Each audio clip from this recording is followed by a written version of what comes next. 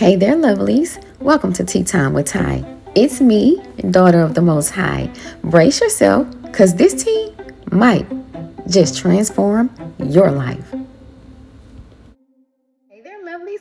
Welcome to the Reading Chair, and welcome to another episode of Tea Time with Ty.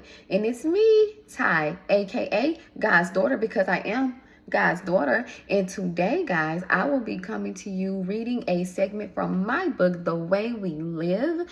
And this is essentially going to be speaking on a young lady who has a tough family life and her navigating through that. So without further ado, honey, let's get started. I don't give a F. You better stop effing talking to me before I slap the S out of you. As Leslie walked up to the house, all she heard was doors slamming and her mom yelling. Here they go again, she thought, as she turned the key and opened the door. What now? She had caught a ride home from one of her friends and had stopped and picked up dinner for her and Tim. I told you last time, Stacy, you gotta be more responsible. You can't leave your darn child at school while going to chase after some man, Leslie's grandma said to her mom. I can do whatever the hell I want. As a matter of fact, why didn't you go pick him up? Stacy asked. Well, I would have, but you took my freaking car. I already have custody of your children, but I'm getting older and I can't be responsible for everything. Leslie's almost grown and Tam still needs you, and so does she.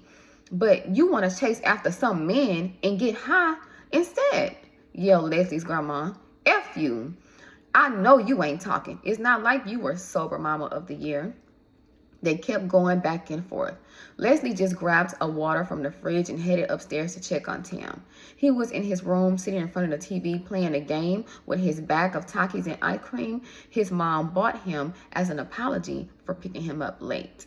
How was school, big head? Leslie asked. It was good. I beat this nigga up for stepping on my shoes, Tim responded, while playing a game, staring intensely at the television.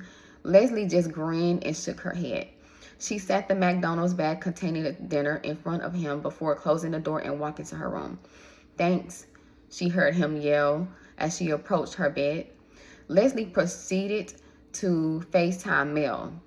They were half-sisters. What you doing? Leslie asked as Mel's face popped up on FaceTime. Riding around, getting it. Mel responded jokingly. LOL, girl, you stupid. Come pick me up, Leslie requested. All right. Me and Shay about to leave the house. We gonna be on the way, so be ready, Mel said. I stay ready. Y'all just hurry up. Bye, Leslie responded before disconnecting the FaceTime. Okay, so that passage definitely had a lot of different moving pieces. It had several characters.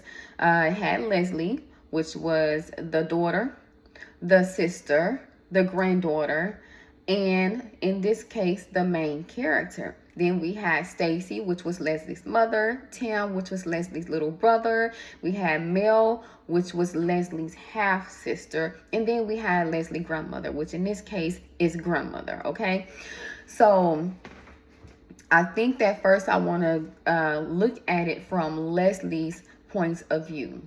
Leslie is a teenager, and the grandmother mentioned that she is almost an adult. So just looking at it from her standpoint, we know that it could be tough already going to school and making sure that you are graduating school, high school. You want to make sure that your grades are in line. If you plan on going to college, you have college applications that you have to fill out. Excuse me. You have scholarships that you might have to apply for. If your family is not financially prepared, you may have to apply for financial aid. Then you have to determine what you're going to do after college. You have all of that you're concerned about, but then too, you can't just focus on that because now you have this home life where you don't have a stable mother. You have a grandmother that is taking care of you guys, but is not capable 100% because she's also getting older. They don't have the resources that they need to be able to provide 100% for you and your siblings. So you feel like you have to do everything that you can. That burden now falls on you. So instead of focusing on school, You're focusing mainly on that, and then school comes second. And a lot of teenagers, we don't realize there's teenagers that go to school and they may do bare minimum. They may not even do their work. They may skip class. You don't know if a child is acting a certain type of way as a result of what is going on at home or not. School may be the only time that they have to escape their home life. And when they go to school, because they cannot focus on the curriculum that is being taught, they have to skip class because now I need some type of time to myself to decompress. I can't do it at home, and I can't do it while these teachers are spewing information in my face that I don't yet understand that may be helpful. I just need something. I need a brain break right now. And I would gather that that's probably how Mel was feeling in her situation. So when she got home, she took care of her brother, and she immediately contacted her half-sister and told her, look, it's time to go. I want to get out this house and I need to decompress. And this is what she did. So I can imagine how Tam felt in this situation. Let's talk about Tam. Tam was the younger brother. He probably doesn't 100% understand everything that goes on. All he knows is he doesn't want to deal with it. So he gets home from school and he gets right on the game. And that game is his outlet. So as you can see, the two children are trying to provide an escape route for themselves so that they don't have to deal with the reality of what's going on inside of the home. And Leslie's grandmother is so caught up in trying to get Stacy together that she's not necessarily focusing on them. And Stacy is so caught up in trying to chase after some man, apparently. But we also don't know the battles that she faced, because we heard her say that her mom wasn't sober mother of the year.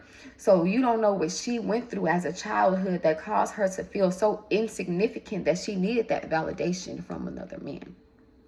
So yeah, what are your thoughts? What are your thoughts? How do you think you would handle the situation if you were on the outside looking in with everyone that's involved? Have you been in a situation? Are you in a situation? Have you made up in your mind what you can do to make your life better by taking different actions? Let me know. Okay, so if you have made it this far, I first want to say thank you for watching. And then I want to ask you to like. I want to ask you to subscribe. And then I want to ask you to comment down below. You know why? Because this is an open forum. I encourage questions. I encourage comments. I encourage discussion. Okay? That is the whole point of this, so that we can help each other out. You know what I'm saying? Help somebody. Somebody may be looking at this video and like, wow, I get that person because I'm going through that, but I don't even know what to do in this situation. And one of you guys may put a comment there that will help that individual, that will turn their lives around for the better. Everything we do is a seed being sown. So your comment might just be the seed that's needed that will blossom into something beautiful. Think about it. So I'm going to go ahead and wrap this session up, y'all. But I will talk to you guys on next Tuesday. Okay? Looking forward to hearing from you. Okay. Bye.